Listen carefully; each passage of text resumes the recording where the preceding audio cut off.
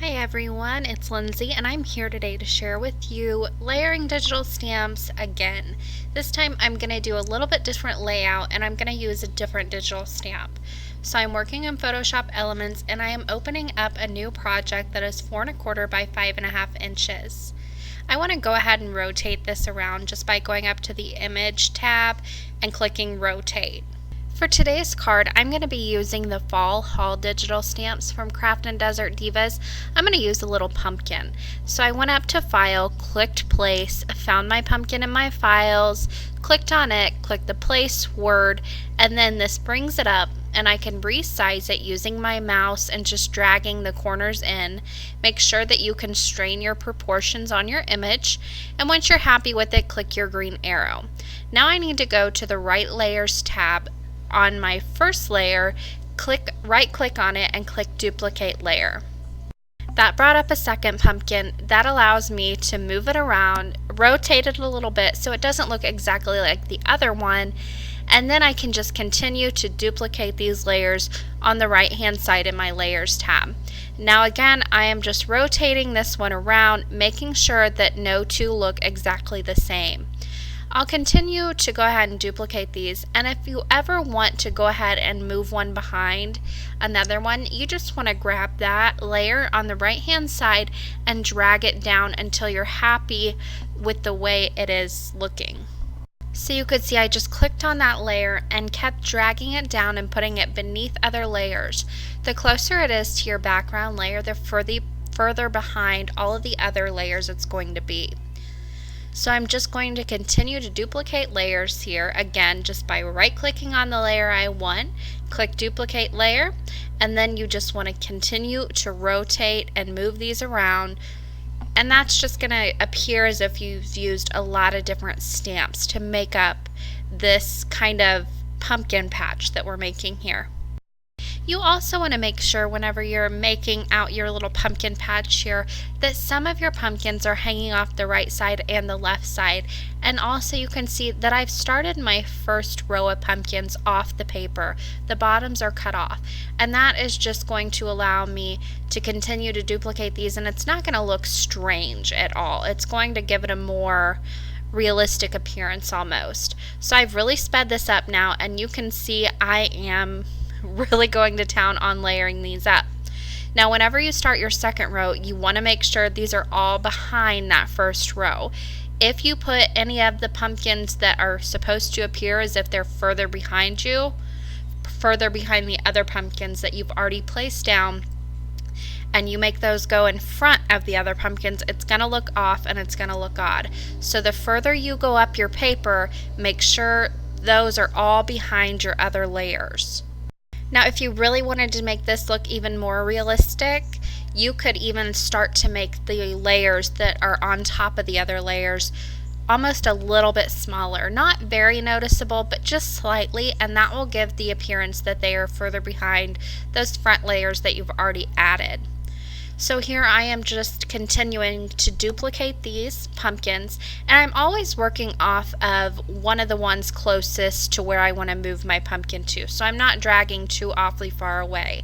And this is going to make sure that I continue to rotate those a little bit. That just helps me remember to rotate them a little bit. So I'm just going to finish this up. I don't want this to be very symmetrical on the top. I want it to look as if these are stacked on top of one another. So I want it to be, as I go up in my layers, I want it to be more sporadic. I don't want as many pumpkins. And of course you could do this same exact technique with the acorn in the set, and that would be really cute too, along with one of the squirrel digital stamps. Make the acorns a little smaller, put your squirrel next to it, and you've got a nice little squirrel pile. Your layering does not have to fill up your entire card panel like I'm doing here.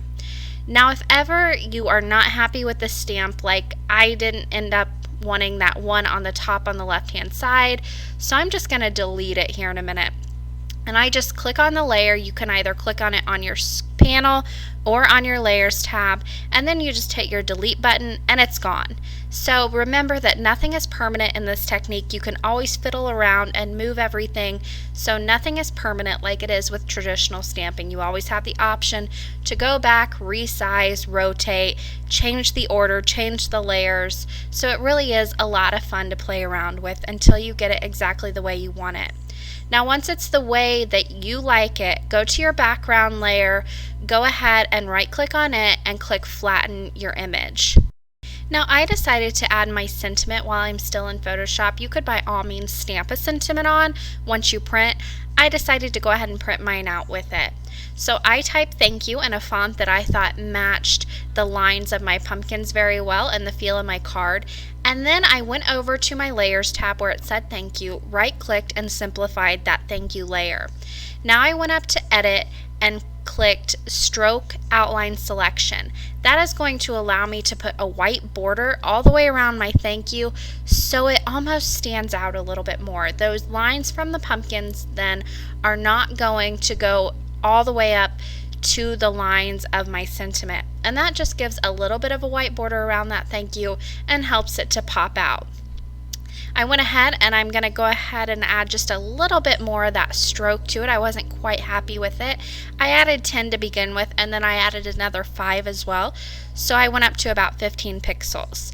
Now once I'm happy with that and I've moved it around and played with it, I'm going to go back to my background layer, right click on it and flatten my image once again. This allows you to save it more easily and it just helps out with that process. Now I want to print, but I want to go to the more options on my print panel and print with crop marks. Hit apply, hit OK, and then you can print. I used a laser printer because I'm going to color in with my alcohol markers, but use whatever printer corresponds with your coloring medium. So whenever I'm coloring this in, the first one I did just to get a feel of the coloring, so I did it by itself and I'll completely color that in. But then once I move on to coloring in more of my images, I work in sections. So I will color quite a few of the pumpkins with my lightest color, and then I'll go in and do all the shading on those pumpkins. And then that just helps me to not switch markers as often and really get the coloring done a lot faster. Now I am coloring all my pumpkins in with the same 3 oranges and a yellow 2 added in there, and then brown for the stems. I'm keeping it very simple. But you do not have to use the same colors. You could color some of these in green, some of them in white or cream, and really just kind of play with it here. I just kept mine all the same, and it's going to end up looking very cohesive this way. Just make sure that whenever you're doing a lot of images like this, you don't just, if I was doing all orange, I don't just throw in one green here or one cream color here. Make sure you continue to carry colors across your entire panel, and that will help it look more cohesive. Now you can see I'm really starting to work in sections here, and I'm doing the entire bottom layer first. And that's just going to help me with this thank you sentiment. Now at first I thought about leaving that white border around it, but then I just colored all the way across the thank you sentiment. Now when I do this, it is going to fade out a little bit, but I will fix that in the end, and it's very easy to do. So bear with me, it's going to kind of disappear, but I'll make it pop back out here in a moment. So I'm just continuing to blend this out now. I'm on my last color on the first layer, and then I'll really start to work in larger sections. Now if you're working in one color group like I am here, working in the larger sections works and makes the process go faster.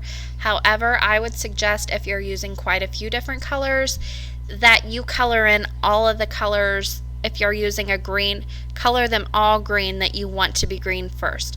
Then go through and fill in with your orange, and then go in and fill in with your cream. When you're working with this many of the same images, it can get confusing when you go in with your coloring, and you can kind of lose track or lose which kind of stem goes with which pumpkin, and it can get really confusing. So work in one color group at a time if you choose to use different colors. Also, you want to, especially when I'm working with my alcohol markers, I try to pick one light source here. So I guess here it would be coming up from the bottom, which isn't realistic, but that's what I went with the first pumpkin, so that's what I'm going to continue on doing through the entire card panel. So make sure your shading kind of goes along with whatever you choose for your first image. Don't switch it up halfway through your panel. So just make sure it looks all cohesive and like it all belongs together in one scene, because that's what we're really going for here, is making a scene.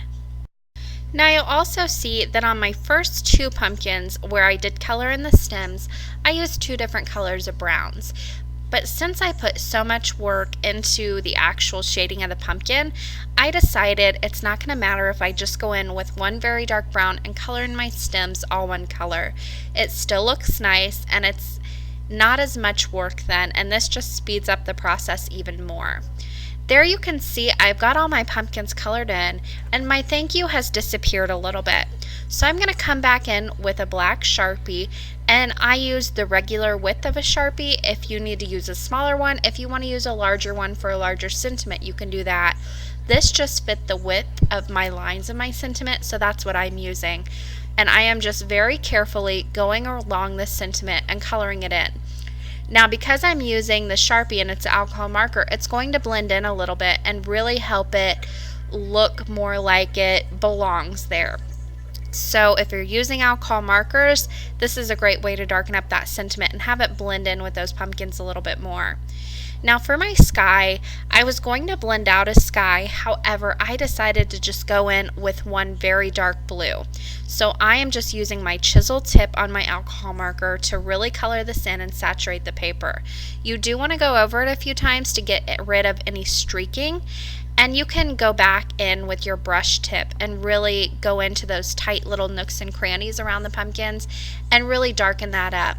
And just continue to go over it until all of your lines and your streaking has disappeared. Now to put this card together, all I did was add some adhesive to the back of my colored in panel and attached it to an A2 side folding card base that was white. Now of course you can dress this up as much as you want. You can put on some ribbon, you can put on your sequins, or die cut this out from a fun shape, however you want to do it. I tend to leave my cards more simple because I try to let my scene shine through because I put so much work into them. But you can dress it up, dress it down, however you want to finish off your card. Now when I put this down, it wasn't quite the size of my A2 card, so I just used my long blade scissors to even that up, and that finishes off the card for today. As always, I will leave you guys with just a few pictures.